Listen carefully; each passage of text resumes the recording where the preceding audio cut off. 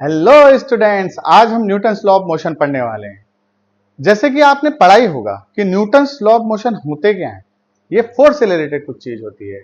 लेकिन स्टूडेंट्स, मेरे पास कई बच्चे आते हैं जिनको न्यूटन्स लॉ ऑफ मोशन जैसे इंपॉर्टेंट चैप्टर के कॉन्सेप्ट क्लियरिटी में बहुत डिफिकल्टी होती है। इसीलिए मैं न्यूटन्स लॉ ऑफ मोशन एक स्लो मोशन में विद कॉन्सेप्ट क्लियरिटी आपके सामने लाया हूं। सबसे पहले हम समझते हैं फोर्स क्या होता है। What is force? आप सबने ही सुना होगा फोर्स, लेकिन हम इसको समझते हैं। फोर्स क्या होता है? एक बॉडी रखी हुई है, इसको धक्का दिया जाता है या हम खींचते हैं, जिससे इसका मोशन जो है चेंज हो जाता है, उसको फोर्स कहते हैं। फोर्स कैन बी पुश और पुल, धक्का देना या खींचना। अब कोई चेयर है, मैंने धक्का दी और खसक गई, मोशन हो रहा है। कोई चेयर खींच ली, वो भी मोशन हो रहा है, फोर्स लगी है उसमें। यदि मेरे पास कोई स्कूटी है और वो नॉर्मल 40 की स्पीड से चल रही है, मैंने उसको एक्सीलरेशन दे दिया, तो उसको फोर्स दे दिया, तो उसने अपनी एक्सीलरेट कर गई। और यदि मेरी गाड़ी कांस्टेंट वेलोसिटी से चल रही है और मैंने उसमें ब्रेक लगा दिया, तो ब्रेक लगाना भी एक फोर्स है, क्योंकि उससे उसकी स्पीड कम हो रही है, उसमें डी एक्सीलरेशन हो रहा है, और जिसकी वजह से लास्ट में गाड़ी रुक जाती है। अब हम यूनिट ऑफ फोर्स देखेंगे। F is equal to mass into acceleration. Mass kg, acceleration meter पर सेकेंड स्क्वायर। इसको हम न्यूटन से भी डिनोट करते हैं, और साइन होता है इसका कैपिटल एन। इसकी सीजीएस यूनिट, ये ऐसा यूनिट है, स्टैंडर्ड यूनिट यही यूज होगी हमारे क्वेश्चंस में। और इसकी एक सीजीएस यूनिट भी होती है, डाइन।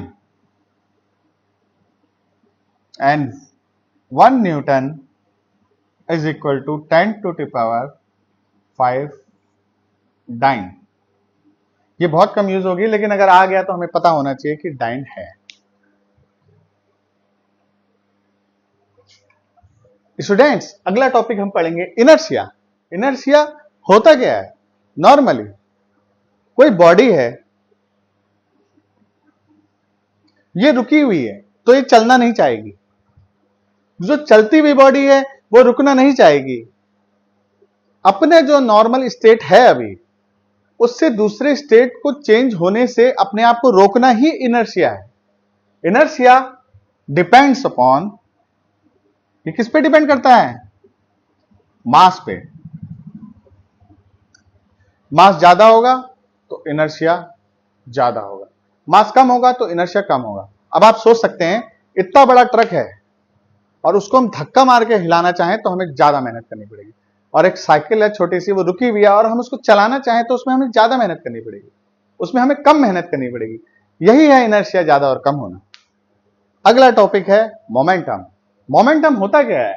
मोमेंटम होता है P is equal to mv। P momentum होता है,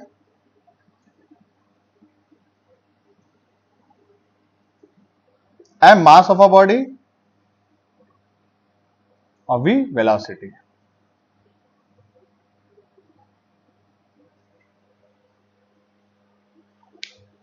अब मोमेंटम को जरा फील करने की कोशिश करते हैं। देखिए, ये ट्रक है, ये छोटी कार है,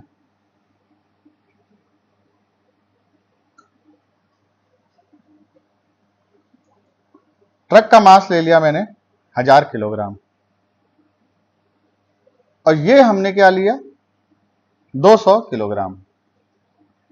ये एग्जम्पशन है, छोटा ट्रक भी हो सकता है, खिलौने का ट्रक भी हो सकता है, इसमें नहीं जाएंगे। और इसकी स्पीड मैंने लगाई 20 मीटर पर सेकेंड, और इसकी स्पीड लगाई 50 मीटर पर सेकेंड। अब हम ये नहीं जान पाएंगे कि हम किसको रोकना हमारे लिए इजी होगा। तो इसको रोकने के लिए हम एक कॉन्सेप्ट यूज करते हैं, मोमेंटम। मोमेंटम क्या होता है? जैसे अब ये दोनों चीजें चली, तो मैंने इसका मोमेंटम निकाल लिया ऊपर वाले का, P is equal to M into V, 20,000, और नीचे वाले का निकाल दिया P2, 200 इंटू 50, 5 दूनी 10। अब देखिए हमारे लिए कितना इजी हो गया, इसका मोमेंटम 10,000, इसका मोमेंटम 20,000। इसका मतलब क्या है कि ये बॉडी को, जो ट्रक है, उसकी अगर हम उसको रोकते हैं या उसकी मूवमेंट चेंज करते हैं तो उसके लिए हमें ज्यादा फोर्स लगानी पड़ेगी, इसके लिए हमें कम फोर्स लगानी पड़ेगी। यूनिट ऑफ मोमेंटम निकालना बहुत ही इजी है। mv होता है मोमेंटम, मास को kg लिख लिया, वेलोसिटी क्या होती है? मीटर पर सेकेंड, kg मीटर पर second is unit of momentum. अगला टॉपिक हम पढ़ रहे हैं Newton's first law of motion. Newton एक बहुत ही होनहार साइंटिस्ट थे।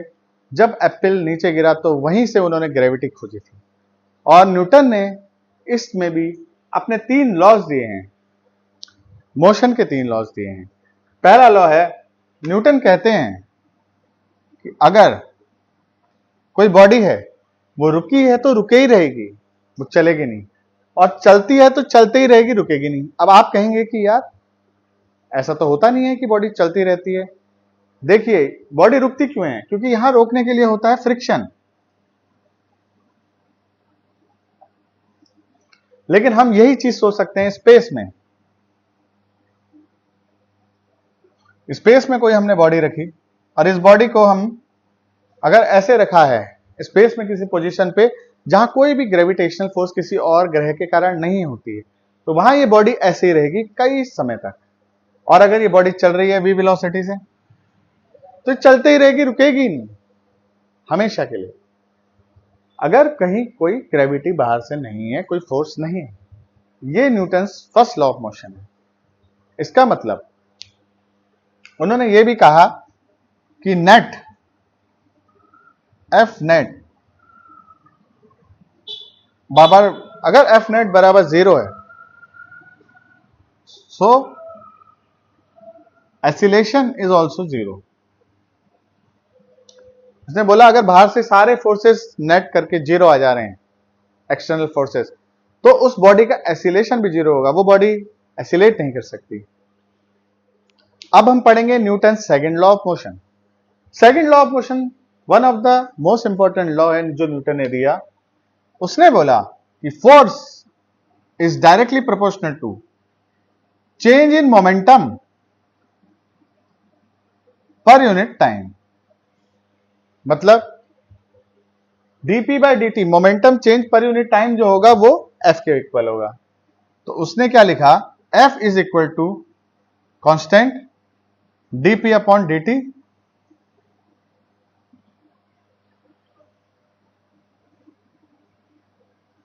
f is equal to k m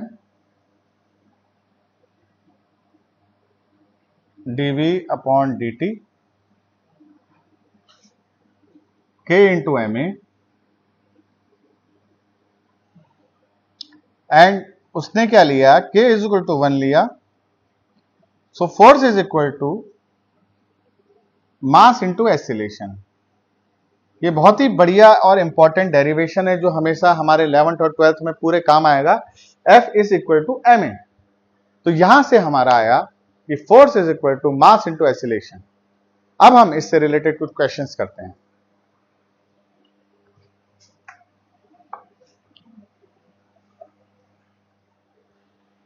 ये स्टूडेंट्स एक बहुत अच्छा क्वेश्चन है। सबसे हम पहले समझते हैं, आपने पहले पढ़ा होगा, मान लिया ये एक फोर्स है, इसका एंगल थीटा है। तो फोर्स का कंपोनेंट थीटा वाले डायरेक्शन में हम लेंगे तो क्या होगा? F cos थीटा, और इस वाले डायरेक्शन में लेंगे तो F sin थीटा। ये किसी के लिए भी अप्लाई हो सकता है, V होगा तो V cos theta, V sin theta. Projectile motion में हम ये क्वेश्चन करते थे।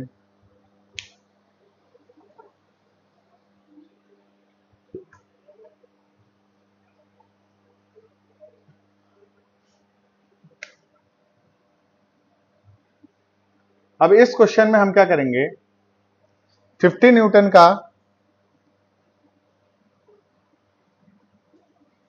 अब ये देखिए ये 50 न्यूटन, ये फोर्स यहां लग रहा, तो इसको चलाने के लिए हमें हॉरिजेंटल चलाना है, ये थीटा है 60 डिग्री। अब हमें क्या हॉरिजेंटल चलाना है 50 का, तो हमें क्या चाहिए 50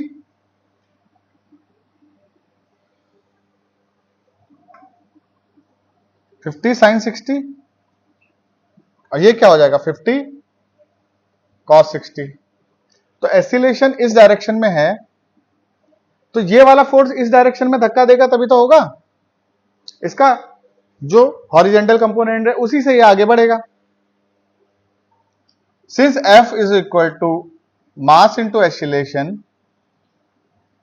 सो force is equal to 50 sin 60 is equal to mass क्या है, मास 5 kg, एसिलेशन हमें निकालना है, तो क्या हो जाएगा 5 10, तो एसिलेशन इज इक्वल टू 10 √3/2, तो इसका एसिलेशन आ गया 5√3 मीटर पर सेकंड स्क्वायर।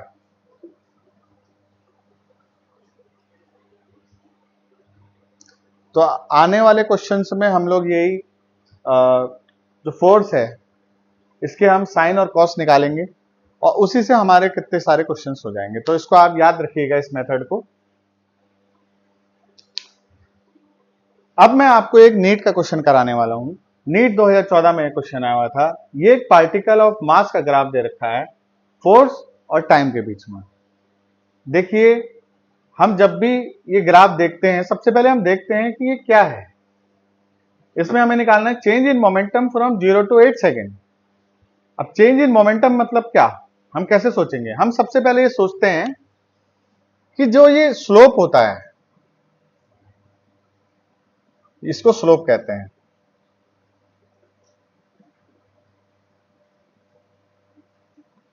जो स्लोप होता है ये y/x होता है हमेशा, इसमें y/x कितना होगा, फोर्स अपॉन टाइम।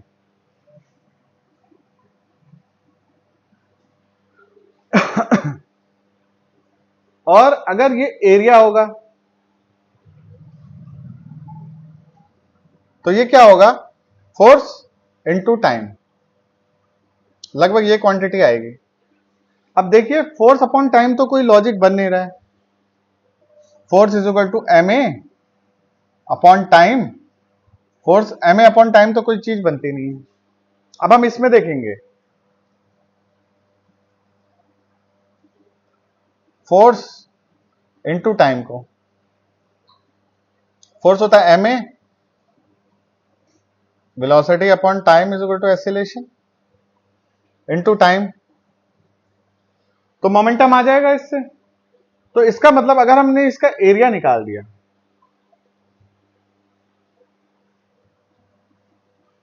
तो हमें चेंज इन मोमेंटम मिल जाएगा 0 to 8 सेकेंड, तो हम इसका पूरे का एरिया निकाल देते हैं।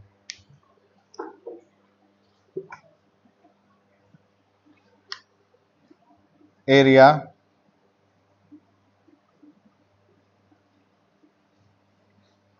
क्या हो जाएगा, इसका हाफ इंटू बेस कितना है 2 इंटू हाइट 6, ये नेगेटिव है, लेंथ कितना 2, ब्रेड्थ कितना हुआ 3, इसका प्लस वाला एरिया हो गया, ये वाला जो स्क्वायर ये है रेक्टेंगल इसका आप लेंगे तो ये कितना हो जाएगा 3 मल्टीप्लाई बाय 4, 2 से 2 काटा 6 माइनस 6 प्लस 12 आ जाएगा, इसका आंसर आएगा सी। ऐसे ही बहुत सारे जेई मेंस और नीट के क्वेश्चन करके हम अपने कॉन्सेप्ट स्ट्रॉन्ग कर सकते हैं।